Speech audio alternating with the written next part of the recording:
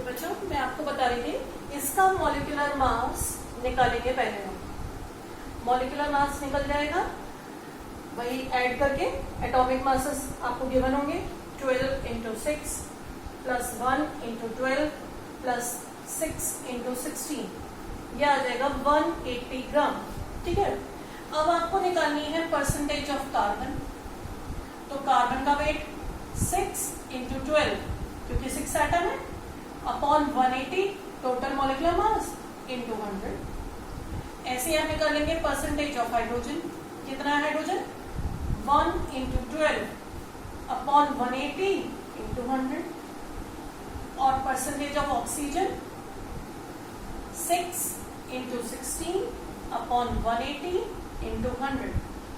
तो ये आप जो कैलकुलेशन करेंगे बच्चों, ये आपने क्या निकाला? हर एलिमेंट की परसेंटेज। और ये जो परसेंटेज आई, इसी को आप क्या बोलेंगे? इस टॉपिक को आपने क्या करा है? परसेंटेज कॉम्पोजिशन कैलकुलेट किया है।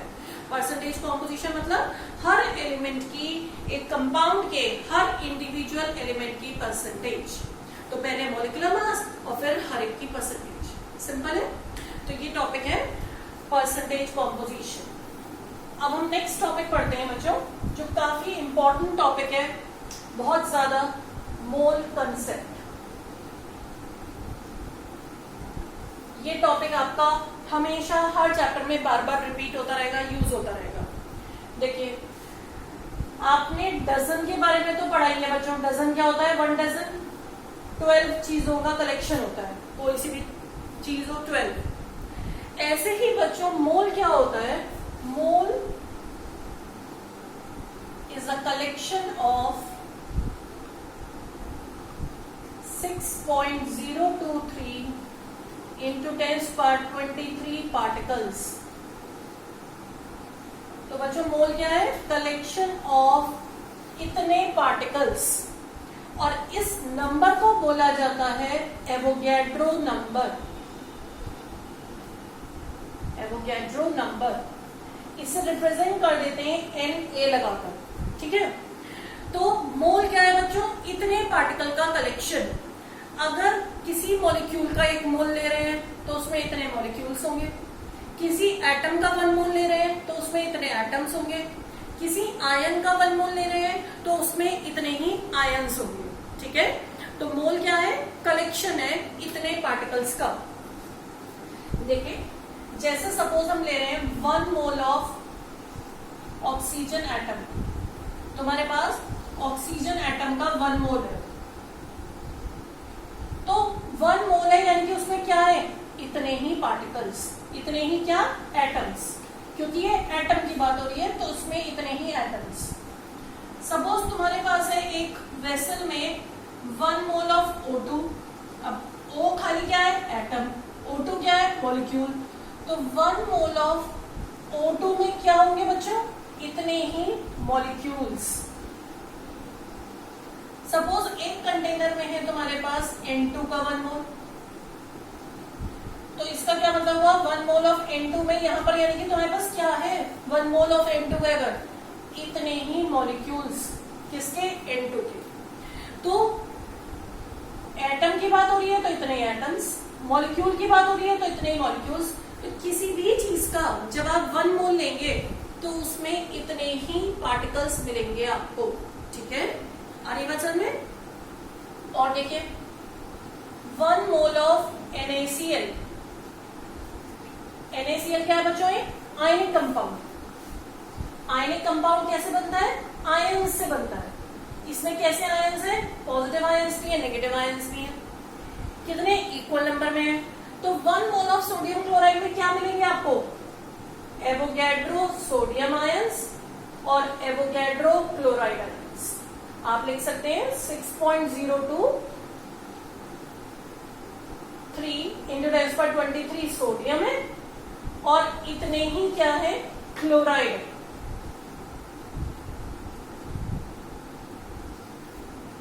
ठीक है, तो 1 मोल ऑफ NaCl में आयंस है तो इतने ही सोडियम के आयंस, इतने ही क्लोराइड के आयंस।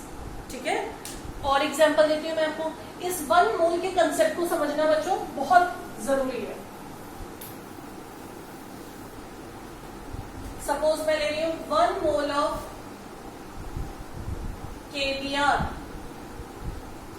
क्या है इसमें? पोटेशियम आयन, ब्रोमाइड आयन, कितने? इक्वल, और कितने कितने दिख रहे हैं? एक एक ही दिख रहा है ना, तो यानी कि 1 मोल क्या है इसमें? पोटेशियम के आयंस। 1 मोल पोटेशियम आयंस का मतलब क्या हुआ? वही एवोगैड्रो पोटेशियम आयंस। और 1 मोल ही क्या दिख रहे हैं इसमें? ब्रोमाइड आयंस,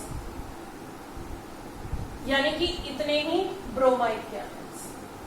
ठीक है, और देखिए 1 mole of CaCl2, 1 mole of CaCl2, अगर बच्चों आप CaCl2 का एक मॉलिक्यूल ले रहे हो तो उसमें क्या है? अगर मैं कहती हूं कि 1 मोल नहीं है CaCl2 का, ये 1 मॉलिक्यूल लिया मैंने, एक कैल्शियम का एटम, 2 क्लोरीन का एटम, अगर मैं 1 मॉलिक्यूल ले रही हूँ। और अगर मैं 1 मोल ले रही हूँ तो इसका क्या मतलब है? इसमें 1 मोल तो है कैल्शियम के आयंस, यानी कि एवोगैड्रो कैल्शियम, लेकिन इसमें 2 क्लोरीन है तो 2 मोल ऑफ क्लोराइड आयंस, यानी कि 2 इंटू एवोगैड्रो क्लोराइड। अंडरस्टूड? तो 1 मोल क्या हुआ बच्चों? बेसिकली एवोगैड्रो चीजों का कलेक्शन इज 1 मोल। ठीक है, अब देखिए 1 मोल में मास कितना प्रेजेंट होता है? ये बच्चों जैसे हम ऑक्सीजन का एटॉमिक मास पढ़ते हैं, क्या होता है एटॉमिक मास ऑक्सीजन का? 16 ग्राम। बच्चों ये एटॉमिक मास हम इसे बोलते हैं, इसका मतलब ये नहीं है ये एक एटम का मास है, ये क्या होता है? 1 मोल का मास होता है बच्चों। ये हमेशा जो भी आपके एटॉमिक मास की टेबल है उसमें जितने भी मासेस दिए होते हैं वो सिंगल एटम के मासेस नहीं है। सिंगल एटम का तो मास मेजर करना होता ही बहुत डिफिकल्ट जॉब है, क्योंकि एक एटम बहुत स्मॉलेस्ट एंटिटी होता है, उसको मेजर करना बहुत डिफिकल्ट होता है प्रैक्टिकली, एक्सपेरिमेंटली। ठीक है, तो मेजर क्या किया जाता है? एवोगैड्रो एटम्स जोड़ दिए एक साथ, उनका वेट मेजर कर लिया, उसे बोल दिया एटॉमिक मास। तो 16 ग्राम यानी कि किसी भी चीज का एटॉमिक मास क्या है एक्चुअली में? Mass of 1 mole. Same way में किसी भी चीज का मॉलिक्यूलर मास क्या है? वो भी मास ऑफ 1 मोल। जैसे 1 मोल ऑफ ऑक्सीजन एटम का क्या मास होगा? जो ऑक्सीजन का एटॉमिक मास है 16 ग्राम। 1 मोल ऑफ ऑक्सीजन मॉलिक्यूल का क्या मास होगा बच्चों? जो ऑक्सीजन का मॉलिक्यूलर मास है 32 ग्राम। ठीक है, 1 मोल ऑफ N2 का क्या मास होगा? जो N2 का मॉलिक्यूलर मास है 28 ग्राम। तो 1 मोल दैट मीन्स क्या है?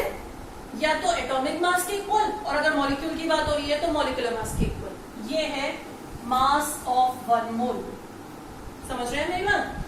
अब देखिए, अभी तो मैंने आपको बताया था 1 मोल में पार्टिकल कितने हैं, अब मैंने आपको बताया 1 मोल का मास कितना है। अब आप इन सब चीजों को रिलेट कर सकते हो। देखो कैसे, जैसे 1 मोल ऑफ ऑक्सीजन मॉलिक्यूल, कितने मॉलिक्यूल्स होंगे इसमें? 6.023 into 10⁻23 मॉलिक्यूल्स। और इसका वेट कितना होगा अभी बताया, जो इसका मॉलिक्यूलर वेट है 32 ग्राम। तो 32 ग्राम बच्चों किसका वेट हुआ? यानी कि एवोगैड्रो मॉलिक्यूल्स का वेट हुआ। 1 मोल का वेट हुआ या एवोगैड्रो मॉलिक्यूल्स का वेट हुआ? एक ही तो बात हुई। 1 मोल का वेट है या ये एवोगैड्रो मॉलिक्यूल्स का वेट है। तो अब तुमसे कहा जाता है 1 मॉलिक्यूल का वेट निकालो, तो तुम निकाल सकते हो अगर तुम्हें ये कंसेप्ट पता है। 1 मॉलिक्यूल का इतने मॉलिक्यूल्स का तो ये है, तो 1 का कितना हो गया? 32 divide by this. Simple unitary method, 1 का निकालने के लिए डिवाइड करते हैं। ठीक है, तो जो भी मॉलिक्यूलर वेट होता है वो क्या होता है? एवोगैड्रो मॉलिक्यूल्स का वेट होता है। ऐसे ही जो भी एटॉमिक मास होता है वो क्या होता है? एवोगैड्रो एटम्स का वेट होता है। देखिए दूसरा एग्जांपल, 1 मोल ऑफ N2 कितने मॉलिक्यूल्स होंगे? Avogadro molecules. और वेट कितना होगा? 28 ग्राम। तो अगर एवोगैड्रो मॉलिक्यूल्स का वेट 28 ग्राम है तो तुमसे कहा जा रहा है 1 मॉलिक्यूल का वेट निकालो। तो निकाल लो 28 divide by Avogadro number. Avogadro number क्या ये? ठीक है, आ रही बात समझ में? मान लीजिए आपसे कहा जा रहा है H2SO4 के 2 मोल्स का वेट निकालो। 2 मोल्स का वेट, ये क्वेश्चन है। तो पहले तो आप 1 मोल का निकाल लो। 1 मोल का वेट कैसे निकालोगे? 1 मोल ऑफ H2SO4 का वेट जो इसका मॉलिक्यूलर वेट है। 1 मोल में हमेशा क्या वेट होगा? Molecular weight. निकाल लो इसका मॉलिक्यूलर वेट। 2 प्लस सल्फर का 32 प्लस 4 इंटू 16 आ जाएगा 98 ग्राम। ये किसका वेट आया? Molecular weight. मॉलिक्यूलर वेट किसका वेट होता है? 1 मोल का। तो अब 2 मोल्स का कितना होगा? 2 इंटू 98। ठीक है, आ रही है मेरी बात समझ में? तो मोल के थ्रू आप वेट निकाल सकते हैं, वेट के थ्रू आप मॉलिक्यूल्स निकाल सकते हैं। तो इस तरीके से आप बहुत सारी चीजें आपस में रिलेट कर सकते हैं। ओके बच्चों, तो ये मैंने आपको समझाई है बात। आप देखिए आगे और बताती हूँ मैं आपको।